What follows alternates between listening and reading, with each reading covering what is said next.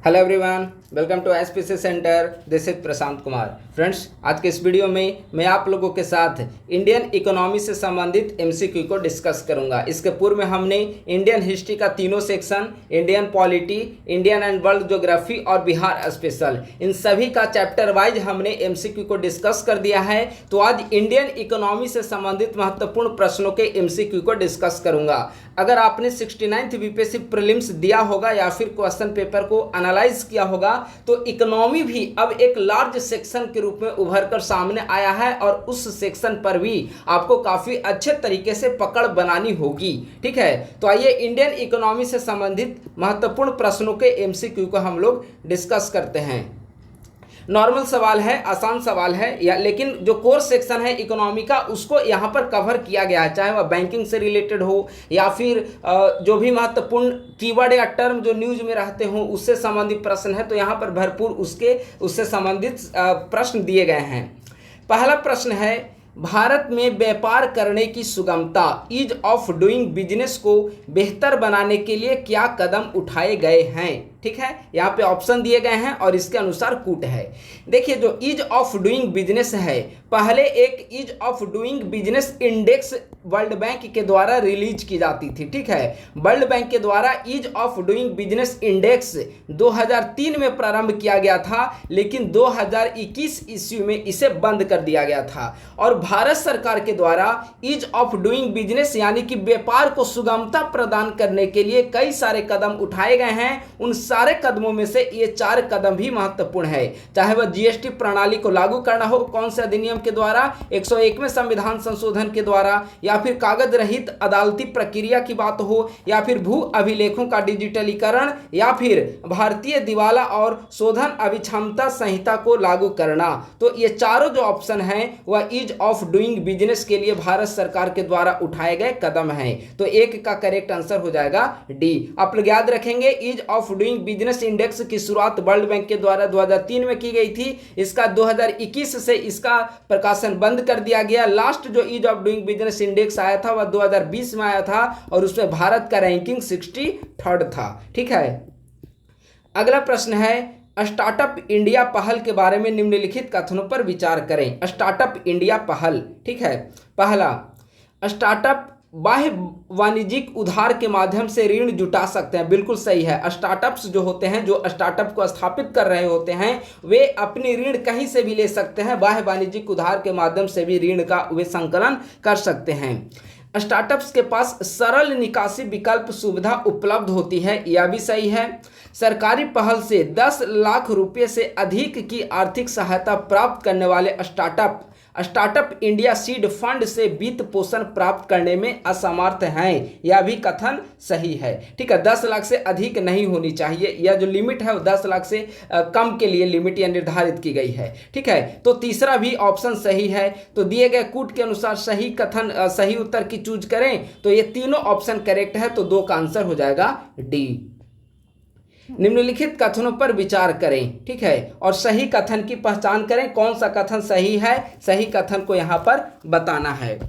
पहला है, CRR अनुपात बढ़ाने से अर्थव्यवस्था में ऋण की उपलब्धता सीमित हो जाती है। देखिए, यह स्टेटमेंट सही है। अब सवाल है कि आखिर CRR है क्या। देखिए, CRR का जो निर्धारण, जो प्रतिशत निर्धारण है वह RBI के द्वारा की जाती है। आप लोग इसका ध्यान रखेंगे। ठीक है, CRR का इसका शॉर्ट फॉर्म है CRR। C का मतलब हो गया कैश यानी कि नगद, R का मतलब हो गया रिजर्व यानी कि आरक्षित, और R का मतलब हो गया रेशियो यानी कि अनुपात। नकद आरक्षित अनुपात यानी कि CRR। इसका मतलब होता है कि बैंकों के द्वारा एक निर्धारित रकम, एक निर्धारित कैश जो है उसको RBI के पास रिजर्व रखना पड़ता है। फुल फॉर्म से यह स्पष्ट हो रहा है, कैश रिजर्व रेशियो। तो कैश का एक जो भाग जो होता है, निर्धारित भाग, उसे RBI के यहाँ रिजर्व रखना पड़ता है। तो इससे क्या होगी कि ऋण की उपलब्धता सीमित हो जाएगी। क्यों? क्योंकि बैंक अपने पैसा का एक भाग जो होगा RBI के पास रख देगा, तो उसके पास सीमित पैसे उपलब्ध होंगे, यानी कि लोगों को ऋण देने के लिए उसके पास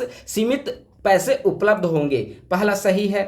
दूसरा, रेपो दर में वृद्धि से उधार लेने की लागत बढ़ सकती है, यह भी कथन सही है। कैसे? क्योंकि अब देखेंगे रेपो दर का मतलब क्या होता है। रेपो दर का मतलब होता है कि वह दर जिस पर केंद्रीय बैंक यानी कि आरबीआई अनुसूचित वाणिज्यिक बैंकों को अल्पकालिक ऋण प्रदान करता हो, यानी कि वह दर जिस पर आरबीआई वाणिज्यिक बैंकों को ऋण प्रदान करेगा वह होगा रेपो दर। तो स्वाभाविक है आरबीआई वाणिज्यिक बैंकों को ऋण प्रोवाइड करती है, यानी कि इस पर भी एक इंटरेस्ट लग रहा होता है बैंकों पर। तो जो बैंक जो राशि लोगों को देगा तो उससे भी वह अधिक टैक्स वसूलेगा, अधिक इंटरेस्ट लेगा, तभी तो वह इसको फुलफिल कर पाएगा। तो इसीलिए उधार लेने की लागत जो है बढ़ जाती है।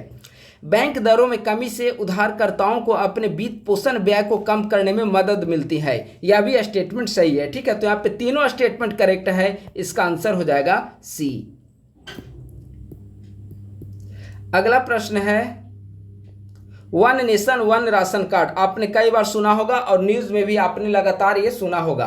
One nation one ration card योजना के संदर्भ में कौन सा कथन गलत है, ठीक है। तो one nation one ration card का मतलब होता है पूरे देश के लिए अब एक ही राशन कार्ड होगा, और बिहार का रहने वाला कोई नागरिक अगर वह बाहर दिल्ली, चेन्नई, बेंगलुरु में रहकर वो काम कर रहा हो तो वहां भी इसी राशन कार्ड से वे अनाज की प्राप्ति कर पाएगा, ठीक है।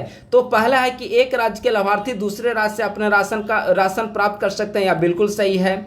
यह लोगों का अपनी पसंद का डीलर चुनने की सुविधा देते हैं, यह भी सही है। चाहे आप बिहार में, यूपी में, दिल्ली में, महाराष्ट्र में, कहीं से भी उसी राशन कार्ड से आप ले सकते हैं अनाज, यह सही है। तीसरा, इस योजना की कार्यान्वयन जो है वह कृषि मंत्रालय के द्वारा की जाती है, गलत है। इस योजना का जो कार्यान्वयन है वह आपको उपभोक्ता मामले के मंत्रालय के द्वारा, खाद्य और उपभोक्ता मामले के जो मंत्रालय होते हैं उसके द्वारा की जाती है।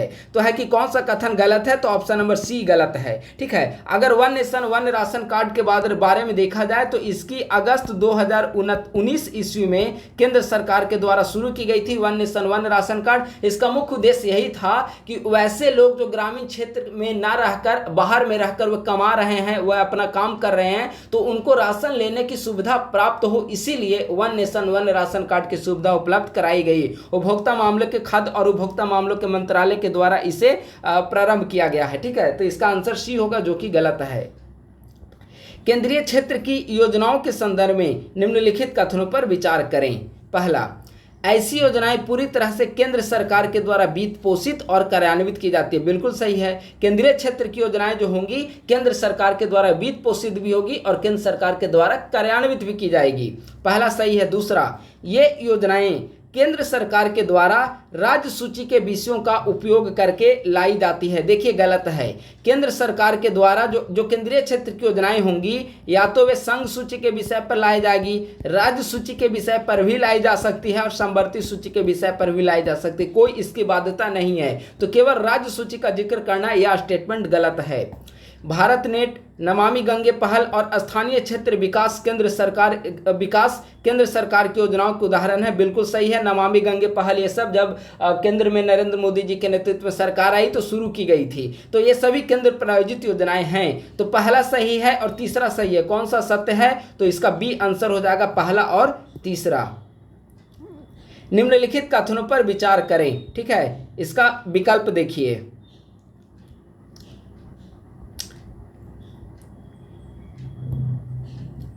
ठीक है, ये स्क्रीन पे शो नहीं कर रहा है, लेकिन ऐसे देखिए, यहाँ पे देख लीजिए कौन सा कथन सत्य है। सत्य कथन को चूज करना है, आप इतना ध्यान रखिए, कौन सा कथन सत्य है उसे बताना है। पहला ऑप्शन देख लेते हैं, मौद्रिक सकल घरेलू उत्पाद यानी कि नॉमिनल जीडीपी का अनुमान वस्तुओं एवं सेवाओं की स्थिर कीमत का उपयोग करके लगाया जाता है। देखिए पहला गलत है। जो मौद्रिक जीडीपी होता है या नॉमिनल जीडीपी जो होता है वह स्थिर कीमत का उसमें यूज नहीं किया जाता है, बल्कि वस्तुओं और सेवाओं की वास्तविक कीमतों का उसमें प्रयोग किया जाता है, ठीक है। तो पहला गलत हो गया। दूसरा, वास्तविक जीडीपी वर्तमान कीमत पर सकल घरेलू उत्पाद का मूल्य है, नहीं। वास्तविक जो जीडीपी होगा वह जो होगा वह स्थिर कीमत पर उसका निर्धारण किया जाता है। मौद्रिक का नॉमिनल जीडीपी वास्तविक कीमत का उपयोग करेगा, वास्तविक जो जीडीपी होगा वह स्थिर कीमत का उसमें यूज किया जाता है। तो पहला गलत, दूसरा गलत। तीसरा, सकल घरेलू उत्पाद अपस्फीतिक आधार वर्ष से कीमतों में उतार चढ़ाव के बारे में जानकारी प्रदान करता है, यह सही है। तो प्रश्न था कि कौन सा कथन सही है, तो केवल 3 सही है। तो इसका करेक्ट आंसर क्या हो जाएगा, इसका ए आंसर सही होगा, ठीक है। अगला, निम्नलिखित में से कौन सा परिदृश्य संभावित रूप से मुद्रास्फीति का कारण बन सकता है? मुद्रास्फीति का कारण क्या बन सकता है? तो समग्र मांग का तेजी से विस्तार और इसका उपलब्ध आपूर्ति से अधिक होना या मुद्रास्फीति का कारण बनेगा। ठीक है, मुद्रास्फीति का जो मतलब होता है वह है कि सेवाओं की मांग जो है वह आपूर्ति से अधिक होगी, यानी कि डिमांड जो है वह अधिक होगा सरप्लस से। ठीक है, यह कुल मिलाकर मुद्रास्फीति का मतलब हो गया कि डिमांड जो है वह सरप्लस से अधिक होगा। मान लेते हैं कि डिमांड है 100 वस्तुओं की और सरप्लस और हमें सरप्लस नहीं, सप्लाई, डिमांड जो है वह सप्लाई से अधिक होगा, यानी कि सप्लाई की तुलना में डिमांड ज़्यादा होगी। मान लेते हैं कि 100 वस्तुओं की डिमांड है और सप्लाई हो रहा है 10 वस्तुओं की, तो स्वाभाविक है कि इसका दाम क्या होगा, बढ़ जाएगा। ठीक है, जो वस्तु अगर 100 लोग हैं किसी वस्तु को खरीदने वाले और 10 ही वह वस्तु अवेलेबल है मार्केट में, तो जिसको ज़रूरत है वह जितना मन चाहे उतना पैसा देगा, यानी कि उस वस्तु के दाम में वृद्धि हो जाएगी। और जब दाम में वृद्धि होगी तो वही स्थिति मुद्रास्फीति के नाम से जाना जाता है। तो इसका ऑप्शन नंबर ए करेक्ट होगा। राजकोषीय घाटे के वित्त पोषण के लिए भारत सरकार के निम्नलिखित में से कौन से स्रोत हैं? राजकोषीय घाटे के वित्त पोषण के लिए कौन सा स्रोत अवेलेबल है भारत सरकार के पास? ठीक है, तो अब सवाल है कि आखिर राजकोषीय घाटा है क्या? राजकोषीय घाटे के बारे में हम लोग जानकारी लेते हैं। तो राजकोषीय घाटे का मतलब हो गया किसी एक फाइनेंशियल ईयर में, एक वित्तीय वर्ष के दौरान सरकार के द्वारा किया जाने वाला व्यय और सरकार की आय का बीच का जो अंतर होता है वही राजकोषीय घाटा कहलाता है। यानी कि सरकार का व्यय माइनस सरकार का आय, यह राजकोषीय घाटा कहलाएगा। तो राजकोषीय घाटे की भरपाई के लिए यानी कि वित्त पोषण के लिए सरकार के पास कौन कौन से सुविधा अवेलेबल है? तो बाजार उधार। सही बात है कि अगर सरकार के पास व्यय ज्यादा हो रही है, आय कम है, तो कैसे प्रतिपूर्ति करेगा? तो वह बाजार से लोन लेगा, बाजार से कर्ज लेगा, तो बाजार उधार। ठीक है, विदेशी संस्थाओं से भी वो ऋण लेगा और उसे कहेगा कि हम इतना समय के बाद हम आपको पुनः पे कर देंगे। लघु बचत निधियां, राजस्व भविष्य निधियां, ये सभी जो है राजकोषीय घाटे के वित्त पोषण के स्रोत हैं। इसका आंसर हो जाएगा डी। FRBM अधिनियम और संबंधित परिवर्तनों के संबंध में निम्नलिखित कथनों पर विचार करें। ठीक है, FRBM अधिनियम से संबंधित निम्नलिखित कथनों पर विचार करें। देखिए, जो FRBM अधिनियम है वह 2003 में अधिनियमित किया गया था और जुलाई 2004 में इसे लागू किया गया था, इम्प्लीमेंट किया गया था जुलाई 2004 में। ठीक है, अब आइए, पहला कि वर्ष 2007 में पारित किया गया तो गलत है। अभी हमने बताया 2003 में अधिनियमित किया गया, 2004 से लागू किया गया, पहला गलत हो गया। दूसरा, बजट घाटे के लक्ष्य में कोई भी विचलन वार्षिक रूप से 0.5% से अधिक नहीं होनी चाहिए, यह कथन सही है। FRBM एक्ट में इसका प्रावधान किया गया है। हाल ही में सरकार की बजटीय नीतियों का आकलन और मूल्यांकन करने के लिए एक स्वतंत्र राजकोषीय परिषद का गठन किया गया है। देखिए, यह गलत है। यह देखेंगे तो FRBM एक्ट में इसका कहीं भी चर्चा नहीं किया गया है। ठीक है, हालांकि देखेंगे कि बहुत पहले समय से एक स्वतंत्र राजकोषीय परिषद मौजूद है भारत में, लेकिन इसकी चर्चा चूंकि FRBM एक्ट से संबंधित स्टेटमेंट पूछा गया है तो इसका प्रावधान FRBM एक्ट में नहीं किया गया है। तो इसमें केवल 2 सत्य है, 9 का आंसर हो जाएगा ए। अगला आसान प्रश्न है, प्रौद्योगिकी में परिवर्तन या विशिष्ट उत्पादों की मांग में बदलाव से किस प्रकार की बेरोजगारी उत्पन्न होगी? देखिए, इसका आंसर हो जाएगा बी, संरचनात्मक बेरोजगारी। संरचनात्मक बेरोजगारी का मतलब है कि संरचना में बदलाव के कारण उत्पन्न होने वाली बेरोजगारी। अब संरचना में बदलाव किस प्रकार की? मान लेते हैं कि पहले कार्मिक जो थे वे हाथ से काम करते थे, अब क्या हो गया कि कंप्यूटर सिस्टम आ गया। जिस समय कंप्यूटर आया होगा उस समय कर्मचारियों के सामने दुविधा होगी कि इसको कैसे रिप्लेस किया जाए। पहले कर्मचारी केवल हाथ से काम करते थे, अब कंप्यूटर आ गया था, तो जो बुजुर्ग कर्मचारी और पहले के बहुत लंबे समय से जो जिनको आदत थी हाथ से काम करने की, वे अपने आप को कंफर्टेबल फील नहीं कर पाते कंप्यूटर पर काम करने के लिए। तो इसके कारण जो संरचना में बदलाव के कारण जो बेरोजगारी उत्पन्न होती है उसे संरचनात्मक बेरोजगारी कहा जाता है। इसका और एग्जाम्पल लीजिए, मान लेते हैं कि वर्तमान समय में टेक्नोलॉजी में नए नए टेक्नोलॉजी का इजाद हो रहा है, आर्टिफिशियल इंटेलिजेंस आ रहा है, रोबोटिक्स का यूज किया जा रहा है, तो वैसे कर्मचारी जो इन सभी के प्रौद्योगिकियों के आने के कारण उनमें बेरोजगारी उत्पन्न हो रही है, कर्मचारियों के द्वारा उसकी छटनी की जा रही है, तो उस प्रकार की बेरोजगारी संरचनात्मक बेरोजगारी के नाम से जाना जाएगा। 10 का करेक्ट आंसर हो जाएगा बी। निम्नलिखित में से कौन आरबीआई के द्वारा उपयोग की जाने वाली तरलता समायोजन सुविधा का एक हिस्सा है? ठीक है, तरलता समायोजन का हिस्सा। देखिए, आरबीआई के द्वारा जो तरलता समायोजन सुविधा का यूज किया जाता है उसके दो हिस्से हैं, दो घटक हैं। पहला जो है वह रेपो दर है, रेपो रेट, और दूसरा जो है वह रिवर्स रेपो दर है। ठीक है, रिवर्स रेपो दर, रिवर्स रेपो रेट। ठीक है, तो आरबीआई के द्वारा उपयोग की जाने वाली तरलता समायोजन सुविधा के दो मुख्य घटक हैं, एक है रेपो दर और दूसरा है रिवर्स रेपो दर। रेपो दर अभी हमने बताया कि वह दर जिस पर वाणिज्यिक बैंक आरबीआई से लोन लेगा, यानी कि आरबीआई जब वाणिज्यिक बैंक को लोन देगी तो वह रेपो दर कहलाएगा, और वाणिज्यिक बैंक आरबीआई को लोन देगी, उधार देगा पैसा, तो रिवर्स रेपो दर के नाम से जाना जाता है। ठीक है, तो तरलता समायोजन सुविधा के दो विकल्प हैं, रेपो दर और रिवर्स रेपो दर, तो इसका आंसर क्या हो जाएगा? सी। अर्थव्यवस्था में लिपस्टिक प्रभाव क्या है? ठीक है, लिपस्टिक प्रभाव इसका मतलब क्या होता है इकोनॉमी में? ठीक है, तो लिपस्टिक प्रभाव का मतलब होता है कि जब आर्थिक मंदी का दौर होता है तो आर्थिक मंदी के दौर में उपभोक्ताओं के व्यवहारों का जो अध्ययन होता है वह लिपस्टिक प्रभाव के अंतर्गत उसका अध्ययन किया जाता है। ठीक है, यानी कि मंदी का दौर होता है, यानी कि मंदी का सूचक, इसका करेक्ट आंसर हो जाएगा सी। फिर से सुन लीजिए, लिपस्टिक प्रभाव जो है वह आर्थिक मंदी के दौरान उपभोक्ता व्यवहार का अध्ययन, उपभोक्ता व्यवहार का वर्णन करता है, तो इसका आंसर हो जाएगा सी।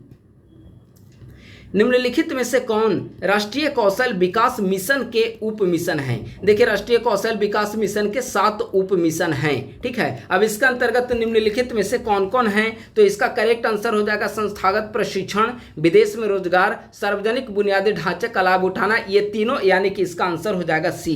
इसके अलावा चूंकि 7 उप मिशन हैं हमने बताया, तो इसके अलावा आप देखेंगे तो इसके अलावा में भी कई सारे हैं। वह विदेशों में रोजगार है, संस्थागत प्रशिक्षण हो गया, बुनियादी ढांचे का लाभ उठाना हो गया, इसके अलावा अभिसरण भी इसके एक महत्वपूर्ण घटक है, प्रशिक्षक एक महत्वपूर्ण घटक है। ठीक है, सतत आजीविका एक महत्वपूर्ण घटक है। ठीक है, तो ये सारे जो हैं वह इसके 7 उप मिशन हैं, तो इसका करेक्ट आंसर हो जाएगा सी। WEF world economic forum, WEF world economic forum विश्व आर्थिक मंच, इससे संबंधित निम्नलिखित कथनों पर विचार करें और सही उत्तर का चयन कीजिए। कौन से कथन सही हैं? सही उत्तर का चयन करना है इसमें से।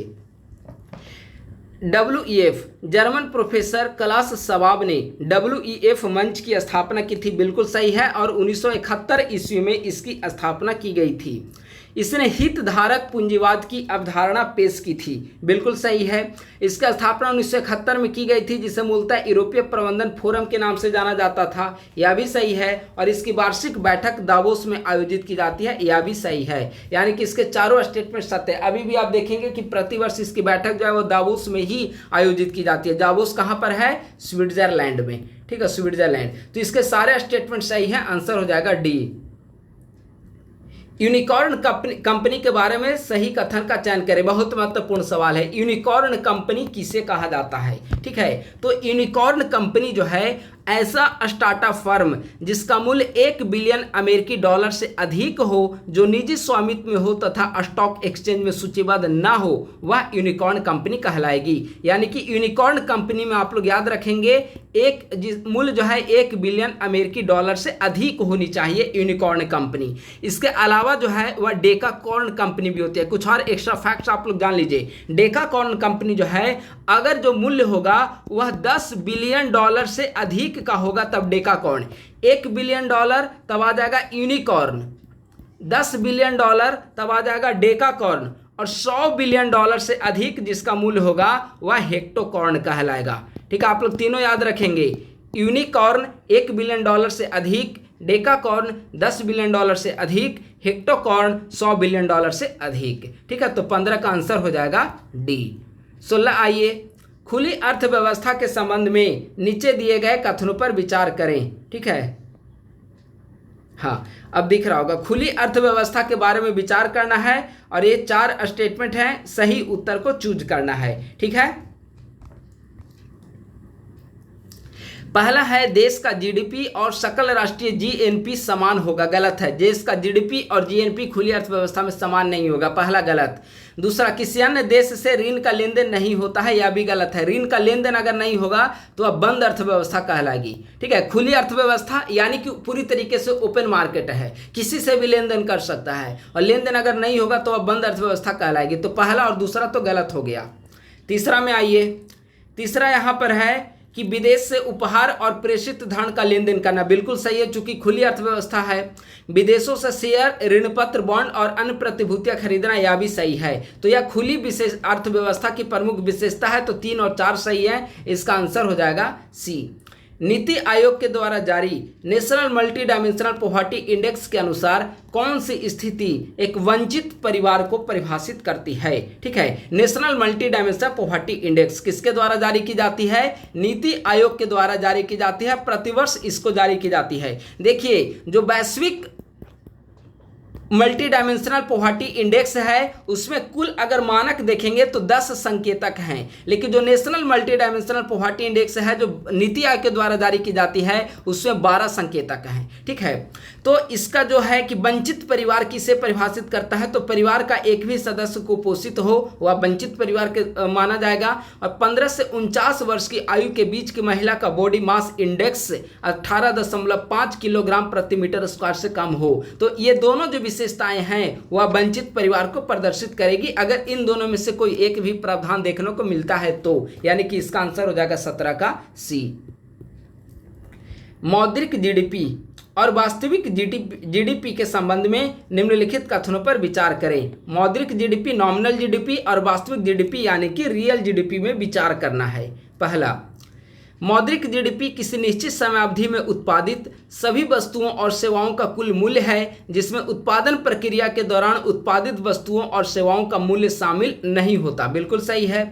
वास्तविक सकल घरेलू उत्पाद एक मुद्रास्फीति समायोजित मापन है जो किसी वर्ष में अर्थव्यवस्था के द्वारा उत्पादित कुल वस्तुओं और सेवाओं के मूल्य को मापता है, ठीक है, ये भी सही है।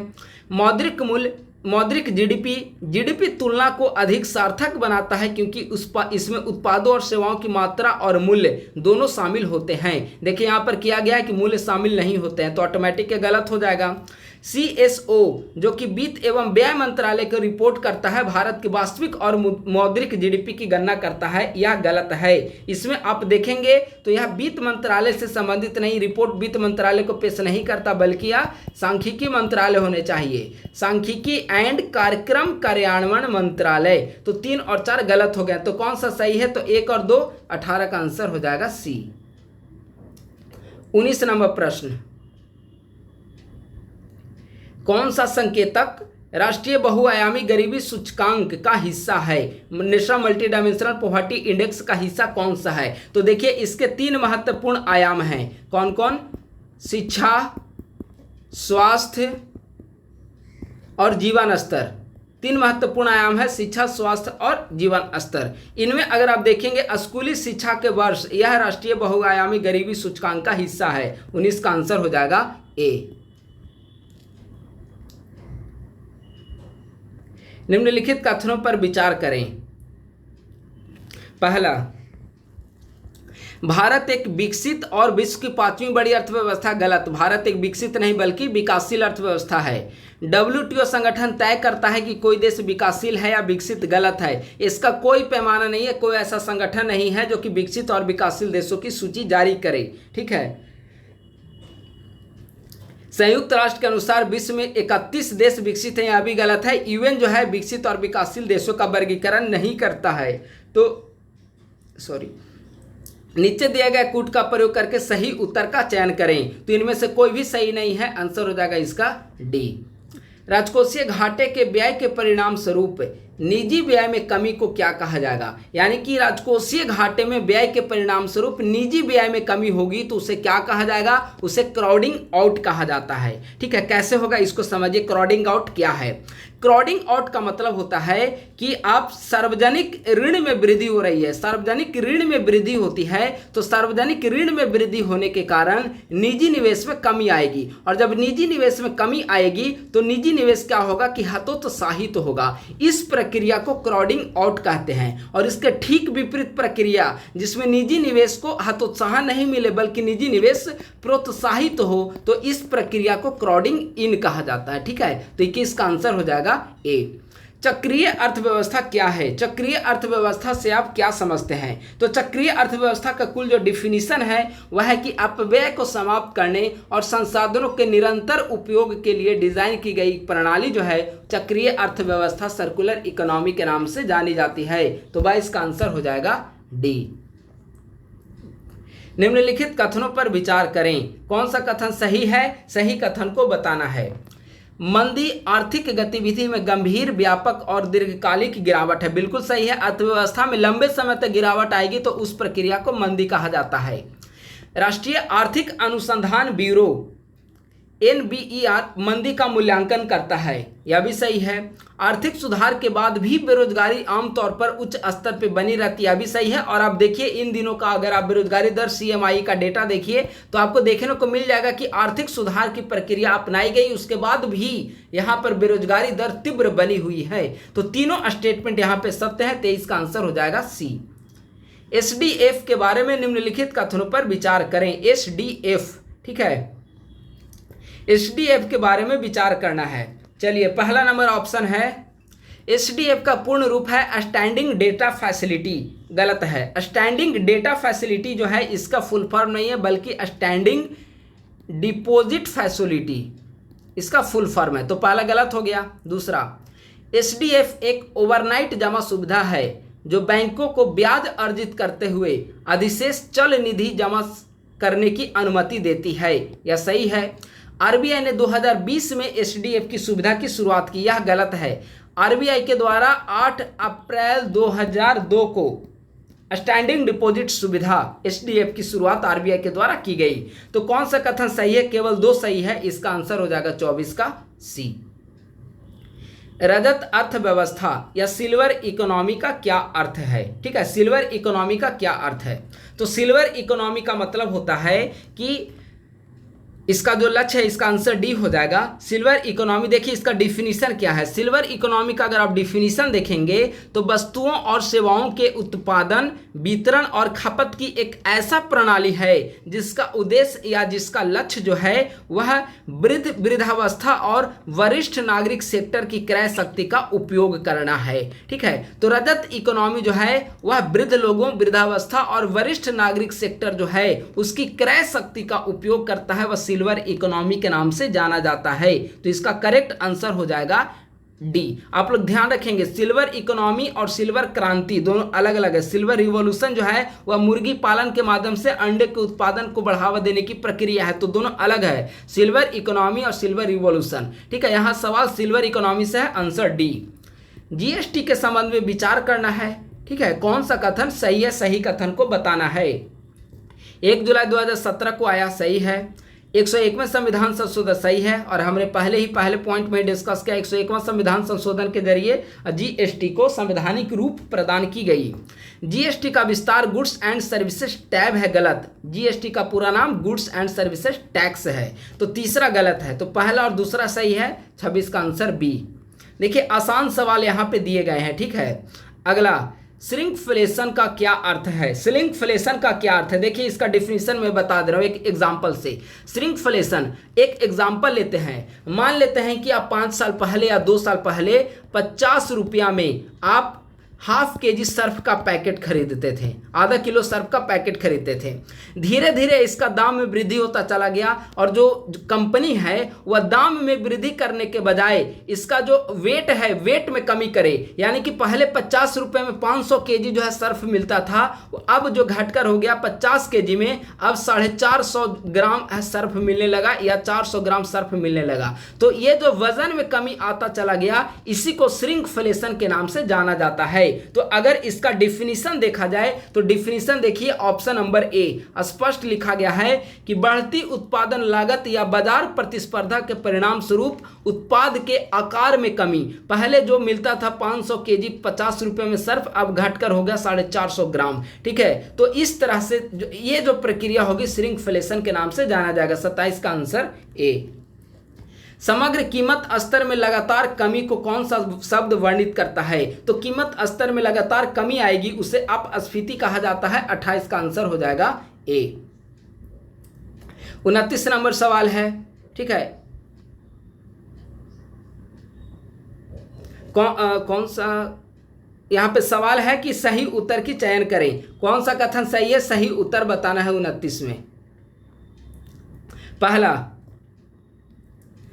लॉरेंज वक्र आय या धन के वितरण का एक ग्राफ होता है। बिल्कुल सही है। ये जो आप देखेंगे कि जो लॉरेंज वक्र है वह जनसंख्या के भीतर आय असमानता को प्रदर्शित करता है। आय असमानता यानी कि आय और धन के वितरण का एक ग्राफ है। आय असमानता को दर्शाएगा कौन? लॉरेंज वक्र। पहला सही है। दूसरा, गिनी गुणांक किसी जनसंख्या में आय समानता के स्तर को आकलन करेगा, यह भी सही है। यानी कि लॉरेंज वक्र आय असमानता को प्रदर्शित करेगा, गिनी गुणांक आय समानता को प्रदर्शित करेगा। ठीक है, ये दोनों तो सही हो गए। तीसरा आइए, लाफर वक्र एक आर्थिक सिद्धांत है जो मुद्रास्फीति और बेरोजगारी के बीच स्थिर और व्युत्क्रम संबंध को प्रदर्शित करता है। तीसरा स्टेटमेंट गलत है। यह मुद्रास्फीति और बेरोजगारी के बीच के संबंध को इंगित नहीं करता है, बल्कि आप देखेंगे लाफर वक्र जो है वह कर राजस्व और कर की जो मौजूदा दर है उसके बीच के संबंधों को इंगित करता है। तो तीसरा गलत है। 1 और 2 केवल सही है। Answer B. आईएमएफ के बारे में गलत कथन पर विचार करें। बहुत आसान प्रश्न है। आईएमएफ के संदर्भ में गलत कथन को बताना है। इसकी स्थापना 1930 के दशक की महामंदी के परिणाम स्वरूप 1944 ईस्वी में हुई थी। अगर इसको देखें, इसकी स्थापना जो है 1944 ईस्वी में ही हुई थी। यह एक ब्रेटन वुड्स सम्मेलन में स्थापित किया गया था।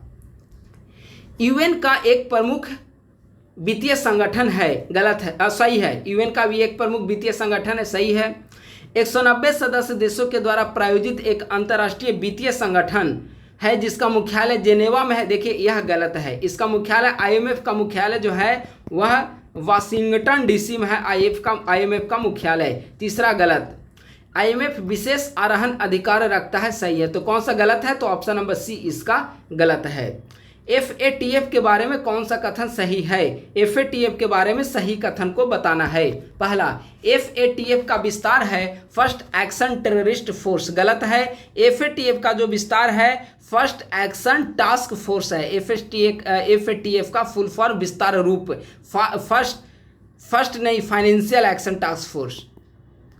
फाइनेंशियल एक्शन टास्क फोर्स पहला गलत हो गया। दूसरा, यह अंतर्राष्ट्रीय आतंकवादी संगठनों की गतिविधियों पर नजर रखता है। गलत है। इसमें केवल जो है प्रारंभ में इसमें धन शोधन को शामिल किया गया था, बाद में 2010 में इसमें आतंकवादी संगठन की गतिविधियों को शामिल किया गया। तो सिर्फ आतंकवादी संगठन की गतिविधि नहीं बल्कि धन शोधन के मामलों को भी देखता है। दूसरा भी इसका गलत हो गया।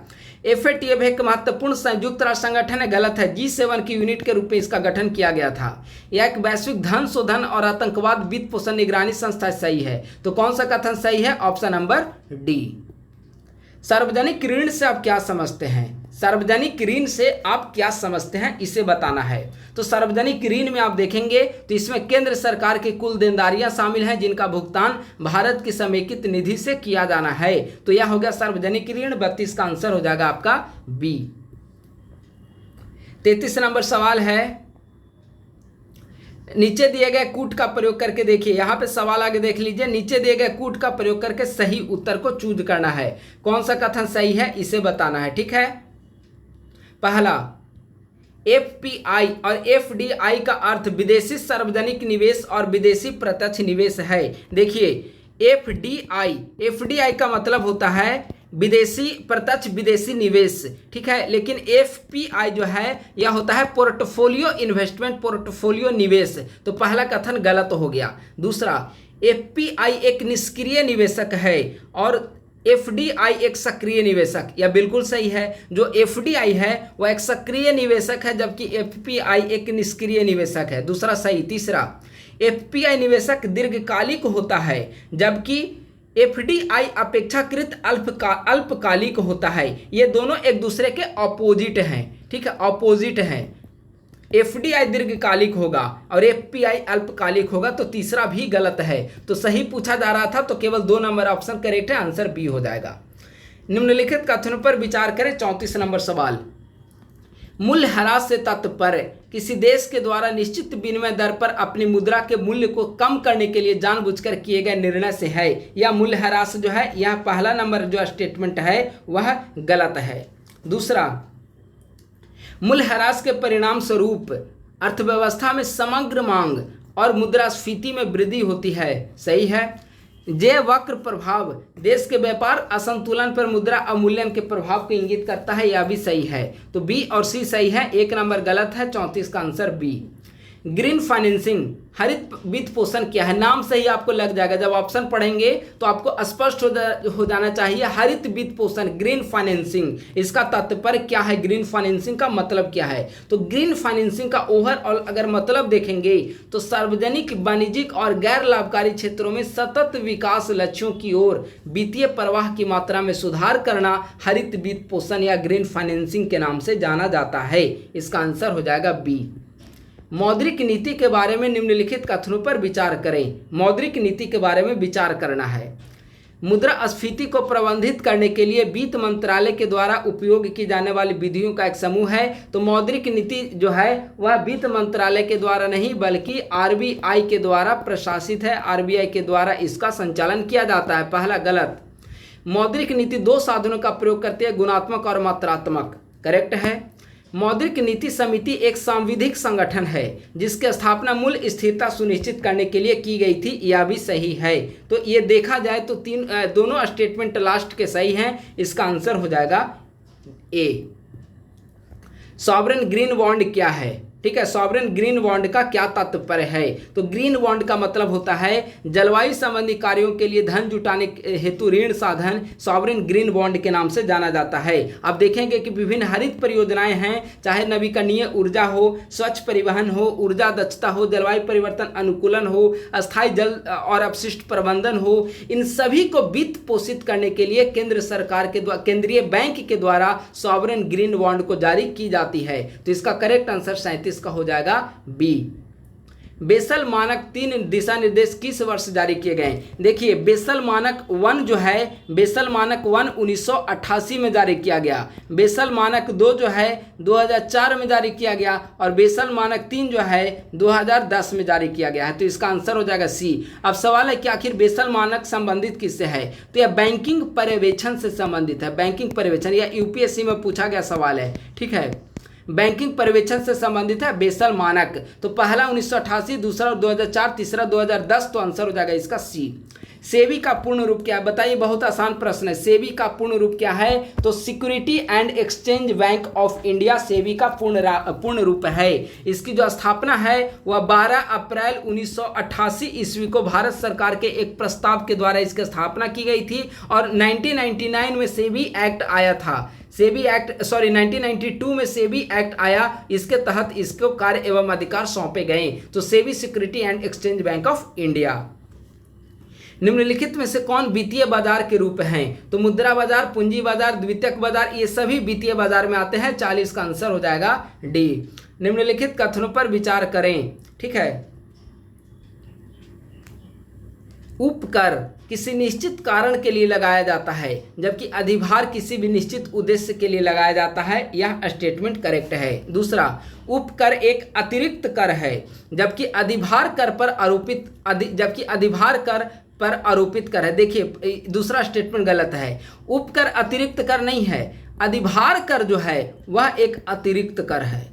अधिभार कर अतिरिक्त कर होता है। तो दूसरा गलत है, पहला सही है। तीसरा, उपकर को राज्यों के साथ साझा नहीं करना पड़ता है, यह बिल्कुल सही है। लेकिन अधिभार को राज्यों के साथ उसे साझा करना पड़ता है, यह भी सही है। आप देखेंगे कि उपकर को राज्यों के साथ साझा नहीं करना पड़ता है। जैसे आप उदाहरण के लिए देख लें, प्राथमिक शिक्षा पर लग रहा है उपकर, इसे राज्यों के साथ साझा नहीं किया जा सकता है। ईंधन पर हो गया, स्वच्छ भारत पर उपकर लग रहा है, तो इसे राज्यों के साथ साझा नहीं किया जाता। तो 1 और 3 सत्य है, 42 का आंसर ए।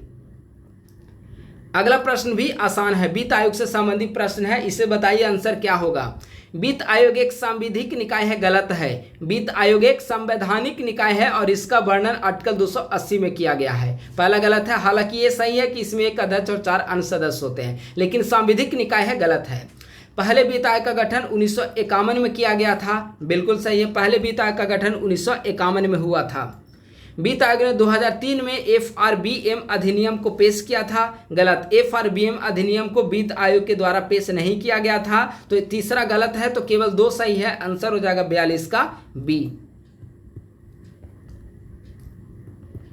अगला है NBFC का पूरा नाम क्या है। NBFC 4 ऑप्शन हैं, ठीक है। NBFC का मतलब होता है नॉन बैंकिंग फाइनेंशियल कंपनी, ठीक है, गैर बैंकिंग वित्तीय कंपनी। तो इसका करेक्ट आंसर हो जाएगा ये, गैर बैंकिंग वित्तीय company, non banking financial company. देखिए, नॉन बैंकिंग फाइनेंशियल कंपनी जो है वैसी वित्तीय इकाई है जो कानूनी रूप से बैंक के रूप में वर्गीकृत नहीं होते हैं, इसके पास पूर्ण बैंक का लाइसेंस नहीं होता है और किसी भी राष्ट्रीय या अंतर्राष्ट्रीय संगठन के द्वारा इसकी निगरानी नहीं की जाती है। उदाहरण के लिए कौन कौन से आते हैं गैर बैंकिंग वित्तीय कंपनी का अगर एग्जाम्पल देखें तो आप मुथूट फाइनेंस लिमिटेड का आपने नाम सुना होगा, तो मुथूट फाइनेंस लिमिटेड गैर बैंकिंग वित्तीय कंपनी है। बजाज फिनवर्स का आपने नाम सुना होगा, यह भी गैर बैंकिंग वित्तीय कंपनी है। पावर फाइनेंस कंपनी लिमिटेड का आपने नाम सुना होगा, यह भी गैर बैंकिंग वित्तीय प्रणाली है, कंपनी है, ठीक है। तो इसका आंसर हो जाएगा 43 का सी। DICGC के बारे में निम्नलिखित कथन पर विचार करें, सही कथन को चुनें, ठीक है। DICGC इसका पूरा नाम है deposit insurance and credit guarantee scheme. Deposit insurance and credit guarantee scheme DICGC का फुल फॉर्म है, ठीक है। तो इसके बारे में निम्नलिखित कथनों पर विचार करें, कौन सा कथन सही है, सही कथन को बताएं। यह बैंक के विफल होने पर बैंक में जमा धारकों के लिए बीमा है, सही है। यह RBI की पूर्णतः निगमित सहायक कंपनी है, यह भी सही है। DICGC का पूर्ण रूप है, अभी हमने बता ही दिया, यह भी सही है, ठीक है। तो इसका आंसर हो जाएगा, तीनों सही है, 44 का सी। नीति आयोग के क्या उद्देश्य हैं, बताइए। नीति आयोग के उद्देश्य भी पूछा गया है, तो इसका करेक्ट आंसर जो है, देखिए, राज्यों या संघ राज्य क्षेत्रों पर नीतियों का क्रियान्वयन, यह नीति आयोग का उद्देश्य नहीं है। नीति आयोग कोई क्रियान्वयन करने वाली एक बॉडी नहीं है, सिर्फ परामर्श करने वाली और एक डिसीजन लेने वाली एक बॉडी है। राष्ट्रीय और राज्य स्तर पर धन का आवंटन, यह भी गलत है। यह काम वित्त आयोग की सिफारिश पर की जाती है, फाइनेंशियल कमीशन वित्त आयोग की सिफारिश पर की जाती है, न कि नीति आयोग। रणनीतिक और दीर्घकालिक नीतियों एवं कार्यक्रम रूपरेखाओं को तैयार करना, यह सही है। तो कौन सा कथन सही है, केवल 3, 45 का आंसर डी। डंपिंग के बारे में गलत कथन का चयन करें। डंपिंग के बारे में कौन सा कथन गलत है, ठीक है। तो इसका देखिए, गलत कथन है, तो इसका ऑप्शन नंबर बी गलत है। IMF एंटी डंपिंग कार्रवाइयों सहित अंतर्राष्ट्रीय व्यापार को नियंत्रित करता है, यह स्टेटमेंट जो है वह गलत है, क्योंकि जो एंटी डंपिंग कार्रवाई जो होती है वह IMF के द्वारा नियंत्रित नहीं की जाती है, बल्कि राष्ट्रीय सरकारों या व्यापार संगठनों के द्वारा इसका नियंत्रण किया जाता है, ठीक है। तो दूसरा स्टेटमेंट गलत है, 46 का भी। बाकी 3 स्टेटमेंट जो है वह सही है। राष्ट्रीय पेंशन प्रणाली सीधे तौर पर किस पर निर्भर करती है। राष्ट्रीय पेंशन प्रणाली किस पर निर्भर करेगी, तो देखिए, राष्ट्रीय पेंशन प्रणाली आखिर है क्या, इसके बारे में आगे समझिए। राष्ट्रीय पेंशन प्रणाली जो है वह दीर्घकालिक बचत प्रणाली है, ठीक है। यह एक स्वैच्छिक प्रणाली है जिससे भारतीय नागरिक जो हैं, भारतीय नागरिकों के द्वारा पेंशन के रूप में बचत करने के लिए यह राष्ट्रीय पेंशन प्रणाली का प्रयोग किया गया है। पेंशन जो होता है, पेंशन के रूप में सेवानिवृत्ति के पश्चात उनको कुछ पेंशन मिलता रहे, इसके लिए राष्ट्रीय पेंशन प्रणाली की शुरुआत की गई है। तो राष्ट्रीय पेंशन प्रणाली यह शेयर बाजार पर पूरी तरीके से निर्भर है। 47 का आंसर हो जाएगा ए। निम्नलिखित में से कौन शहरी जीवन की विशेषता नहीं है? शहरी जीवन की कौन विशेषता नहीं है? तो देखिए ऑप्शन नंबर, इसमें देखेंगे मानवतावादी मूल्यों की कमी बिल्कुल आपको शहरी क्षेत्र में मिल जाएगा। आप दिल्ली, बेंगलुरु, चेन्नई जैसे क्षेत्रों में जाइए, वहाँ पर देखिए मानवतावादी मूल्यों की कमी है। प्रतिस्पर्धा वहाँ बिल्कुल देखने को मिलेगी। अवैयक्तिक संबंध, यह भी वहाँ की विशेषता है। तो कौन विशेषता नहीं है? तो ये अनौपचारिक संबंध आ जाएगा। बेसिकली ग्रामीण क्षेत्रों में अनौपचारिक संबंध ज़्यादा देखने को मिलता है, शहरी क्षेत्रों में नहीं। 48 का आंसर हो जाएगा ए। विरासत में मिली संपत्ति की बिक्री पर किस प्रकार का कर लागू होता है? तो विरासत में मिला जो संपत्ति होगा उस पर पूंजीगत लाभ कर लगाया जाता है। इसका आंसर हो जाएगा बी। निम्न में से कौन सा निकाय ब्रेटन वुड्स संस्थाओं से जुड़ा हुआ है? ब्रेटन वुड्स संस्थाओं से कौन सा जुड़ा हुआ है? तो 3 निकाय ब्रेटन वुड्स संस्थाओं से जुड़ा हुआ है, वर्ल्ड बैंक, IMF और WTO, यानी कि स्टार्टिंग का 3 जो है वह ब्रेटन वुड्स संस्थाएं हैं। तो इसका आंसर हो जाएगा 1, 2, 3, यानी कि 50 का आंसर हो जाएगा डी। भारत में हेडलाइन मुद्रास्फीति के आधार पर किस सूचकांक का उपयोग किया जाता है? हेडलाइन मुद्रास्फीति के आधार पर किसका प्रयोग किया जाता है? तो हेडलाइन मुद्रास्फीति में उपभोक्ता मूल्य सूचकांक का प्रयोग किया जाता है। 51 का करेक्ट आंसर हो जाएगा ए। मासिक प्रति व्यक्ति उपभोग व्यय MPCI का उपयोग करके गरीबी की गणना की सिफारिश किसने की, जो मिश्रित संदर्भ अवधि पर आधारित है? देखिए यहाँ जो चारों ऑप्शन हैं वह गरीबी से संबंधित कमेटी का यहाँ पर दिया गया है, जो निर्धनता से संबंधित कमेटी का गठन किया गया था। एक एक करके हम लोग इसे देखते हैं। डांडेकर समिति, डांडेकर समिति का गठन 1971 में किया गया था। यह बेसिकली न्यूनतम आवश्यकता कार्यक्रम को आधार बनाता है। ठीक है। तेंदुलकर समिति 2005 में तेंदुलकर समिति का गठन किया गया था और प्रति व्यक्ति उपभोग जो है, प्रति व्यक्ति मासिक उपभोग को यह आधार बनाता है, यानी कि इसका करेक्ट आंसर बी होगा। ठीक है। और देख लीजिए लकड़वाला समिति जो है, लकड़वाला समिति का गठन 1993 ईस्वी में किया गया था। यह कैलोरी खपत है, कैलोरी खपत के आधार पर गरीबी रेखा का आकलन करता है। और अलग समिति जो है 1979 ईस्वी में इसका गठन हुआ। तो इसका करेक्ट आंसर क्या हो जाएगा? मासिक प्रति व्यक्ति उपभोग व्यय है, तो करेक्ट आंसर हो जाएगा तेंदुलकर समिति 52 का बी। भारत में कर निर्धारण के संवैधानिक प्रावधान के अनुसार निम्नलिखित में से कौन सा कर पूरी तरीके से राज्यों के द्वारा लगाया और एकत्र किया जाता है? तो राज्यों के द्वारा लगाया और एकत्र किया जाएगा वह है भू राजस्व कर। ठीक है। देखिए जो GST जो है वह GST केंद्र प्लस राज्य दोनों के द्वारा लगाया जाता है। आपने नाम सुना होगा CGST यानी कि सेंट्रल GST, SGST यानी कि राज्य GST। ठीक है। तो ये तो हो गया केंद्र प्लस राज्य दोनों मिलकर लगाएंगे। इनकम टैक्स जो है पूरी तरीके से केंद्र लगाता है। ठीक है। हालांकि वित्त आयोग की सिफारिश पर राज्यों को थोड़ा बहुत अंश दिया जाता है। निगम कर जो है वह केंद्र सरकार के द्वारा कंपनियों की आय पर लगाया और वसूला जाता है। लेकिन सवाल है कि पूरी तरीके से राज्यों के द्वारा लगाया और एकत्रित किया जाता है, तो भू राजस्व कर 53 का आंसर सी। 54 भारतीय संघीय राजकोषीय व्यवस्था में केंद्र सरकार से राज्यों को संसाधन आवंटन की वर्तमान पद्धति निम्नलिखित में से कौन नहीं है?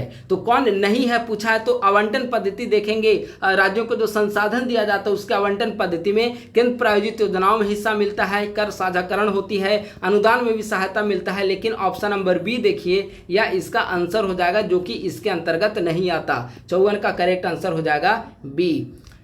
विकास के निम्नलिखित उपायों को उनके पेश करने के सही कालानुक्रम में यहाँ पर व्यवस्थित करना है। ठीक है। तो देखिए इसका ऑप्शन नंबर डी करेक्ट होगा। ठीक है। ऑप्शन नंबर डी में प्रति व्यक्ति आय पहले, उसके बाद PQLI, उसके बाद HDI। प्रति व्यक्ति आय क्या है? तो प्रति व्यक्ति आय का मतलब होता है जो प्रति व्यक्ति आय गणना की जाती है, किसी व्यक्ति की क्या आय है उसकी औसत प्रति व्यक्ति आय, यह इसके अंतर्गत आएगा। PQLI physical quality life index, physical quality of life index, इसके अंतर्गत भौतिक संसाधन भौतिक गुणवत्ता सूचकांक हिंदी में कहा जाता है, तो यह इसके अंतर्गत आएगा। और HDI यानी कि मानव विकास सूचकांक, यह अवधारणा जो है मानव विकास सूचकांक 1990 में आया था और ये जो PQLI है वह 1970 के दशक में आया था। ठीक है। तो आंसर क्या हो जाएगा इसका? डी ऑप्शन नंबर इसका करेक्ट आंसर होगा। अगला है बैंकिंग लेन देन में पिन का क्या मतलब है, PIN। तो पिन का क्या मतलब है, तो पिन का इंग्लिश में फुल फॉर्म है पर्सनल आइडेंटिफिकेशन नंबर यानी कि व्यक्तिगत पहचान संख्या। 56 का आंसर बी। दिए गए कूट का प्रयोग करके कालानुक्रम क्रम में यहाँ पर व्यवस्थित करना है। ठीक है, पहला है बैंक राष्ट्रीयकरण का पहला चरण। तो बैंक राष्ट्रीयकरण का पहला चरण कब हुआ था, बैंक का पहली बार राष्ट्रीयकरण 1964 में 14 बैंकों का राष्ट्रीयकरण किया गया था। ठीक है, बैंक राष्ट्रीयकरण का दूसरा चरण कब हुआ, 1980 ईस्वी में। इस समय 6 और निजी बैंकों का राष्ट्रीयकरण कर दिया गया। ग्रामीण क्षेत्रीय बैंक की स्थापना कब की गई, 1975 ईस्वी में। और नाबार्ड की स्थापना कब की गई, 1982 ईस्वी में। अब इसको क्रम में सजाना है, तो पहले 1, उसके बाद 3, उसके बाद 2, उसके बाद 4। 1 3 2 4, आंसर हो जाएगा 57 का सी। निम्नलिखित संस्थाओं के स्थापना वर्ष के संबंध में सही विकल्प का चयन करें, कौन सा सही है। योजना आयोग का गठन किया गया था 15 मार्च 1950 को। राष्ट्रीय विकास परिषद 1952 सही है। प्रथम पंचवर्षीय योजना 1953 नहीं, प्रथम पंचवर्षीय योजना 1951। नीति आयोग 2015 नहीं, 1 जनवरी 2014 नहीं, 2015 होगा। तो कौन सा कथन सही है, तो ऑप्शन नंबर बी इसका करेक्ट है। 58 का आंसर हो जाएगा बी। 59, CRR और SLR के बारे में निम्नलिखित कथनों पर विचार करें। CRR और SLR के बारे में यहाँ पर विचार करना है। CRR जमा की गई वह न्यूनतम राशि है जो बैंकों को RBI अधिनियम 1934 के तहत RBI के पास रखनी होती है, सही है। SLR वह राशि है जिसे बैंकों को RBI अधिनियम 1934 के तहत अपने पास तरल परिसंपत्ति के रूप में रखना होता है, यह गलत है। SLR से संबंधित है 1949 का अधिनियम, 1949 न कि 1934। दूसरा गलत। तीसरा, SLR के लिए कोई ऊपरी या निचली सीमा नहीं है, यह RBI के विवेक पर निर्भर करता है, यह भी गलत है। उत्पादन और आर्थिक विकास को बढ़ावा देने के लिए RBI ने SLR और CRR में कटौती की, सही है। तो सही कथन को चूज करना है, इसका आंसर हो जाएगा बी। निम्न में से कौन सा कथन सत्य है, सही कथन को बताना है। भारतीय अर्थव्यवस्था मिश्रित अर्थव्यवस्था का उदाहरण है, बिल्कुल सही है। भारत में राष्ट्रीय आय का निर्धारण पहली बार वैज्ञानिक आधार पर डॉक्टर मनमोहन सिंह के द्वारा की गई है, गलत है। वैज्ञानिक पद्धति के आधार पर राष्ट्रीय आय का निर्धारण पहली बार VKRV राव के द्वारा की गई थी। VKRV राव के द्वारा कब की गई थी, 1931-32 में। तो दूसरा गलत हो गया।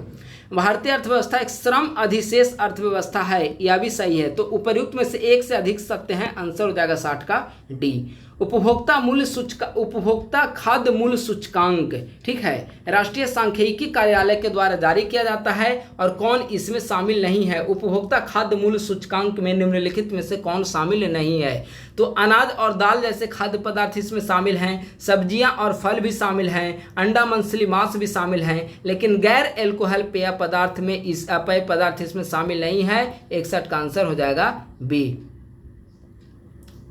मौद्रिक नीति समिति मॉनेटरी पॉलिसी कमेटी के बारे में निम्नलिखित कथनों पर विचार करें, कौन सा कथन गलत है, गलत कथन को बताना है। इसका उल्लेख RBI अधिनियम 1934 की धारा 45ZA के अंतर्गत किया गया है, जो कि केंद्र सरकार को एक सशक्त 6 सदस्यीय समिति के गठन का अधिकार देता है। इसका उल्लेख RBI अधिनियम 1934 में किया गया है, यह भी सत्य है। 6 सदस्यीय समिति के गठन का अधिकार देता है, यह भी सत्य है।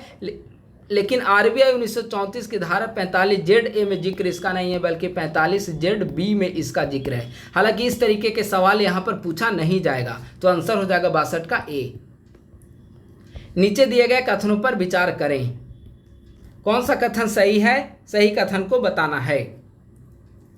दैनिक आधार पर तरलता प्रबंधन को सक्षम बनाने के लिए नरसिम्हन समिति की सिफारिश पर 2000 में चल निधि समायोजन सुविधा LAF की शुरुआत की गई थी, यह सही है।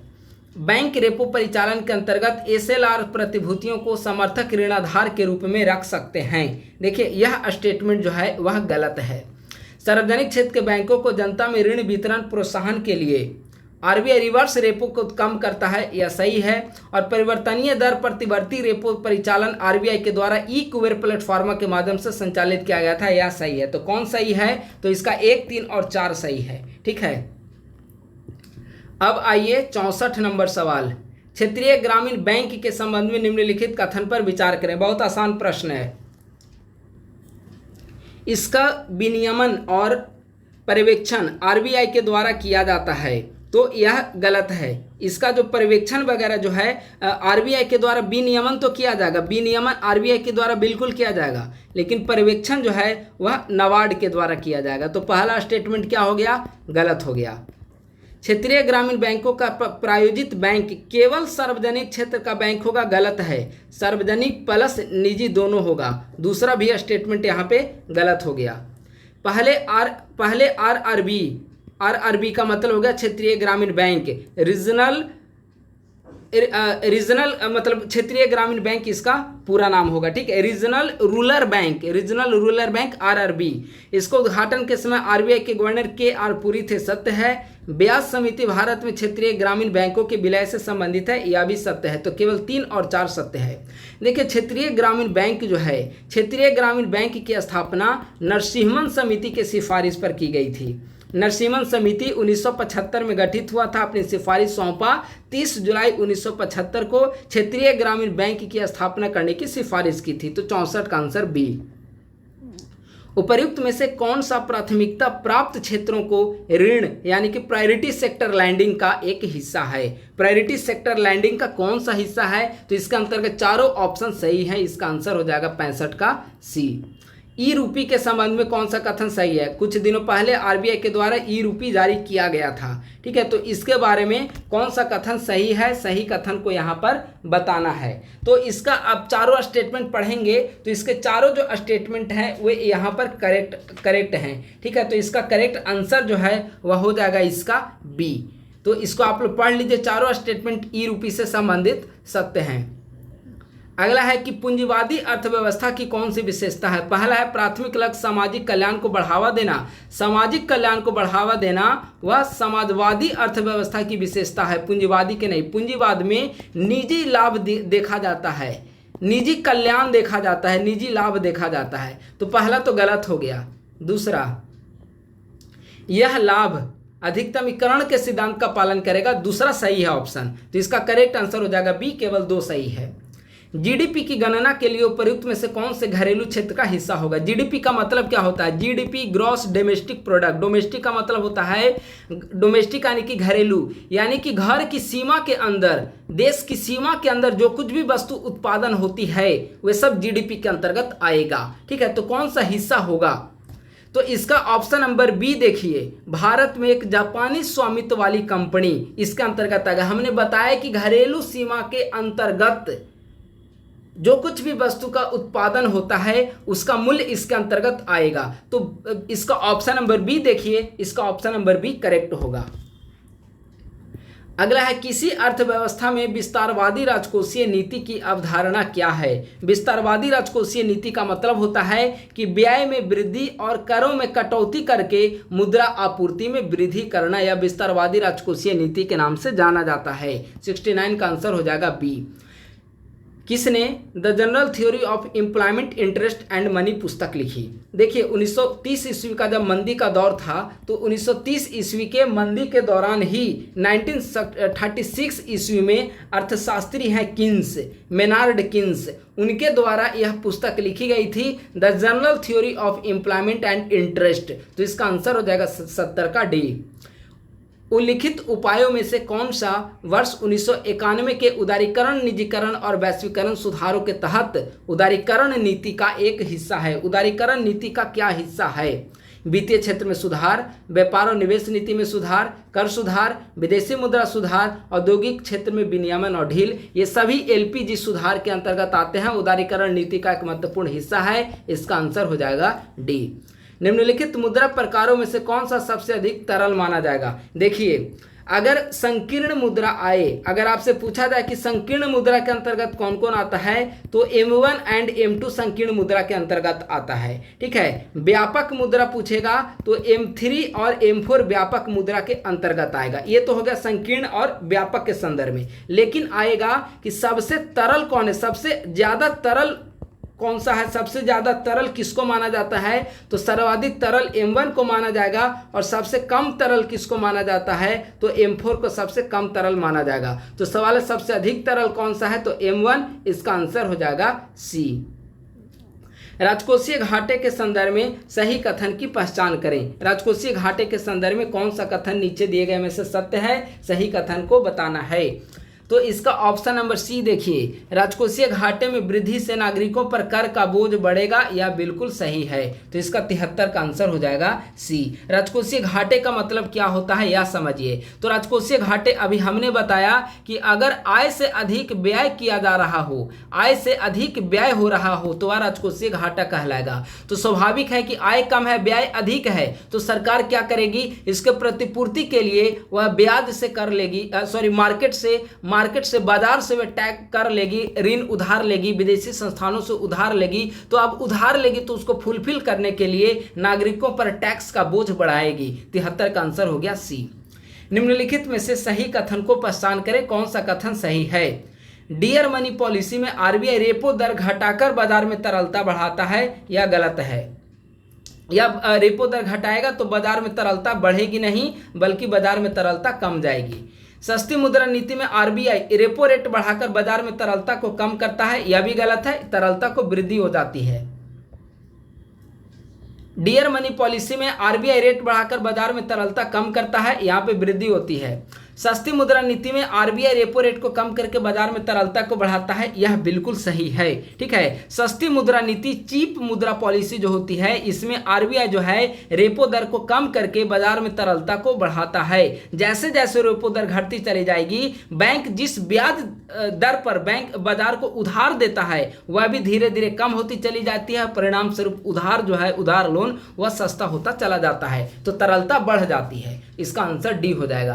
और आज का हम लोग लास्ट सवाल देख रहे हैं। बाजार में अक्सर इस्तेमाल किया जाने वाला शब्द क्षमता उपयोग यानी कि कैपेसिटी यूटिलाइजेशन का क्या अर्थ है। तो कैपेसिटी यूटिलाइजेशन का मतलब हो गया कि किसी कंपनी के द्वारा किसी निश्चित समय पर उपयोग की जाने वाली कुल उत्पादन और विनिर्माण क्षमता, किसी कंपनी का किसी निश्चित समय पर जो उसकी उत्पादन और विनिर्माण क्षमता होगी वह क्षमता उपयोग के नाम से जानी जाएगी। तो 75 का आंसर हो जाएगा सी। तो दोस्तों इस प्रकार से आज हमने इंडियन इकोनॉमी का 75 एमसीक्यू डिस्कस किया। तो इस बुक का हमने लगभग सारे चैप्टर को कंप्लीट कर दिया, साइंस को छोड़कर। जितने सेक्शन थे साइंस में कुछ प्रश्न यहाँ पे एरर ज़्यादा दिए गए हैं, ठीक है, तो उसको मैं सही करके धीरे धीरे करके मतलब उसको भी डिस्कस कर दिया जाएगा। बाकी यह बुक ऑलमोस्ट फिनिश हो चुकी है। उम्मीद है कि जो लगातार एमसीक्यू डिस्कस किया जा रहा है आपकी तैयारी में वह लाभान्वित और कारगर साबित होगी। अगर यूट्यूब चैनल पर आप लोग नए हैं तो यूट्यूब चैनल को सब्सक्राइब अवश्य कर लें और अपने दोस्तों के साथ भी इस लिंक को शेयर करें ताकि अधिक संख्या में अभ्यर्थी हमारे यूट्यूब चैनल से जुड़कर